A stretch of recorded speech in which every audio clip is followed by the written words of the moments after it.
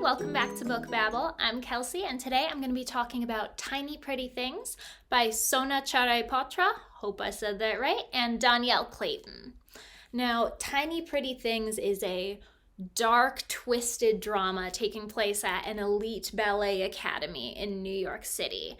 It follows three very different characters who are all trying their best to succeed in this really, really competitive, cutthroat world. The first is Bet, who is a legacy student there. Her older sister, Adele, was an absolute prodigy and is currently a prima ballerina on the New York stage. Very, very famous. And Bet's mother never lets her forget that she is a disappointment, and is always competing with her sister's shadow. There's also June, who, despite caring about ballet more than anything and working diligently to perfect her technique, has never got a prime solo role in any of their productions. And her mom says that unless that changes, it's time to give up on her dreams and go to a public high school. And very last is Gigi, who is the new girl who moved there all the way from California, who's used to a lot more relaxed, laissez-faire style of dancing. It's definitely her passion, but she's never had to encounter an environment this competitive in it before. Each of them has their own little secrets they're hiding, their own little struggles, and as the book progresses, each of them sort of dip deeper and deeper into obsession and competition. There's also some very fun, mystery elements to it, especially surrounding what happened to last year's sort of golden girl, Cassie Lucas, who suffered a tremendous injury, which was maybe an accident. It is incredibly atmospheric. Probably my favorite part about it is just the tone and how it can be so beautiful and twisted at once. It's full of jealousy, passion, obsession, and even madness. It is the first book in a duology. The second book is called Shiny Broken Pieces. It actually was recently made into a Netflix TV series, but the Netflix TV series is very, very loosely inspired by it. They only include some of the same characters. It's very, very different. So even if you have watched the Netflix series, again, I highly recommend you read the book. It's very different and, in my opinion, better. And you can check out Tiny Pretty Things here in the library or on Overdrive as an ebook or e-audiobook. Hopefully we'll see you soon. Hi everyone, Miss Randy here. I'm going to talk about Fable today, written by Adrienne Young. It is an action-adventure story that has a little bit of fantasy wrapped up into it.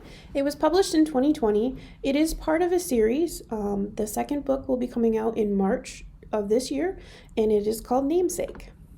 So in Fable, for most of her childhood, the main character, Fable, has sailed the Narrows with her trader father, Saint, and her mother, Isolde.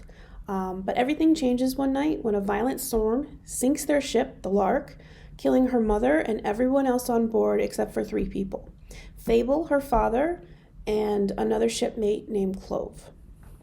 So they're all able to escape to a infamous island called Javal that's full of thieves. And as they reach this island, her father eventually abandons her with nothing except for a little food.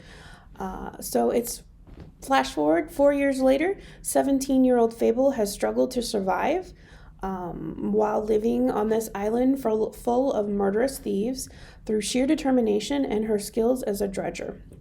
Now, a dredger is someone who dives under the water to find hidden caches of precious stones and metals and things like that under the ocean. She is hoping to earn enough money to escape the island, to find her father and claim her place by his side and as part of his crew. She is able to do this with the help of West and the crew of the Marigold. But now that she's on board that ship and heading back to her father, she has to contend with the crew of the Marigold, their distrust of her, her father's murderous rivals, and the sea itself to reach her goal. But through this journey, she may be able to find the family that she has been missing.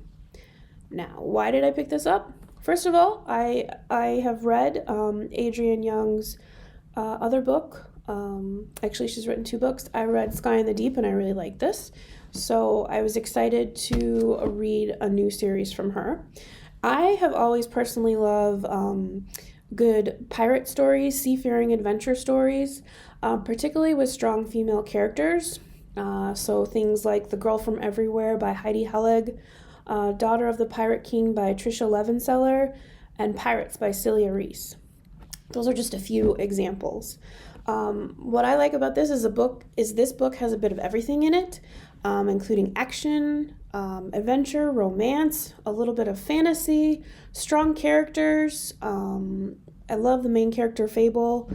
She has had to go through so much, and she is just determined to get back her life.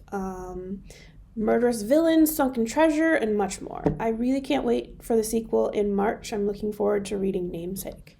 So if you guys want to check this book out, where can you find it? We have it at our library. Here it is again.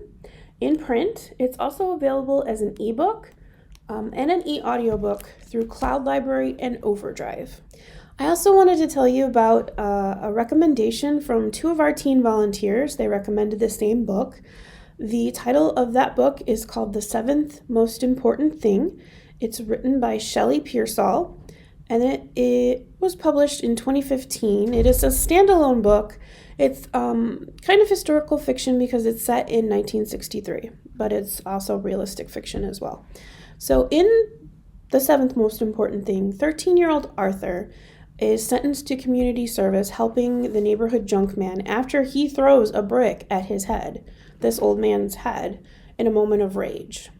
Through his community service, he is able to learn that the junk he collects might be more important than he suspects. So we had 2 volunteers recommend this book. The first said they couldn't put it down, didn't know what was going to happen next, and was very surprised by the ending. It also shows you how you should not judge someone based on first impressions, so they greatly recommended it. Our second volunteer also really enjoyed the book, as it covers so many themes and ideas. It deals with loss, hope, and the idea of how art can change you in so many ways. They liked it so much that they are going to include The Seventh Most Important Thing in their top 10 favorite books. Where can you find this one? It is available at our library in print, but also as a playaway. So if you want to listen to it, you can check out the playaway. And we have it as an ebook on Cloud Library and Access 360. Are you looking for volunteer hours? We are looking for book recommendations from our teen readers to post on our blog, website, and social media. You can submit book recommendations to earn service hours.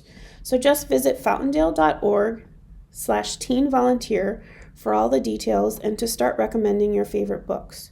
Do you want more recommendations? You can visit our website at fountaindale.org/teen reads to view book lists curated just for you. That's all we have for today. We'll see you next time for another episode of Teen Book Babble.